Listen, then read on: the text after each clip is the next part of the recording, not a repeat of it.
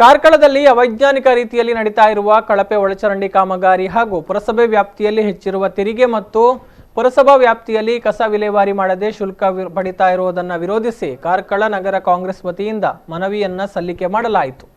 ಪುರಸಭೆಯ ಅಧಿಕಾರಿ ರೇಖಾಜಿ ಅವರಿಗೆ ಈ ಸಂದರ್ಭದಲ್ಲಿ ಮನವಿಯನ್ನು ಮಾಡಿಕೊಳ್ಳಲಾಯಿತು. ಈ ಸಂದರ್ಭದಲ್ಲಿ ಮಾತನಾಡಿದ ಪುರಸಭಾ ಸದಸ್ಯ ಸುಬೋಧರಾವ್ ಅವರು, ಯಾವುದೇ ಉಸ್ತುವಾರಿ ಇಲ್ಲದೆ ತೀರಾ ಕಳಪೆ ಮಟ್ಟದ ಒಳಚರಂಡಿ ಕಾಮಗಾರಿ ನಡೀತಾ ಇದೆ. ಅಲ್ಲದೆ ಇಂತಹ ಕಷ್ಟದ ಸಂದರ್ಭದಲ್ಲೂ ಕೂಡ ಪುರಸಭೆ ವ್ಯಾಪ್ತಿಯ ಸಾರ್ವಜನಿಕರ ಮೇಲೆ ಹೆಚ್ಚಿನ ತೆರಿಗೆ ವಸೂಲಿಯನ್ನು ಮಾಡಲಾಗ್ತಾ ಇದೆ.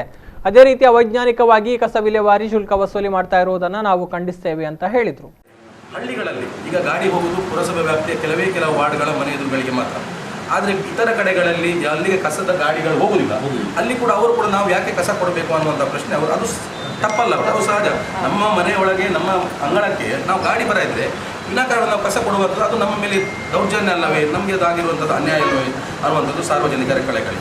ಈ ಬಗ್ಗೆ ತಾವು ಸ್ಪಷ್ಟವಾಗಿ ಜನರಿಗೆ ತೊಂದರೆ ಆಗದ ರೀತಿಯಲ್ಲಿ ಏನು ಕಾನೂನು ತಗೊಳ್ಳಿದ್ದು ಜಿಲ್ಲಾಧಿಕಾರಿಯವರ ಗಮನಕ್ಕೆ ತರುವಂಥದ್ದು. ಮೊದಲಿಗೆ ನಾವು ಇದೆ ಟ್ಯಾಕ್ಸ್ ಬಗ್ಗೆ ನಮ್ಮ ಗಮನ ತರುವಂಥದ್ದು, ಏನು ಟ್ಯಾಕ್ಸ್ ಹೆಚ್ಚಾಗಿದೆ ಅದರ ಬಗ್ಗೆ ಜಿಲ್ಲಾಧಿಕಾರಿಯವರ ಗಮನಕ್ಕೆ ತಂದು ಕಾರ್ಕಳ ಪುರಸಭೆ ಕಾಂಗ್ರೆಸ್ ನಿಯೋಗ ಈ ಥರ ಮನವಿ ಮಾಡಿದೆ. ಇದರ ಬಗ್ಗೆ ಸ್ಪಂದನೆ ಕೊಡುವಂಥದ್ದು ಮತ್ತು ಹೊರಗಿನವರಿಗೆ ಏನು ತಾವು ಟ್ಯಾಕ್ಸ್ ಹಾಕಿದ್ದೀರಿ ಅದನ್ನು ತೆಗೆಯುವಂಥದ್ದು. ದಯವಿಟ್ಟು ಅವರು ಅರ್ಜಿ ಟ್ಯಾಕ್ಸ್ ಕಟ್ಟಿದವರು ಇಲ್ಲಿದ್ದಾರೆ.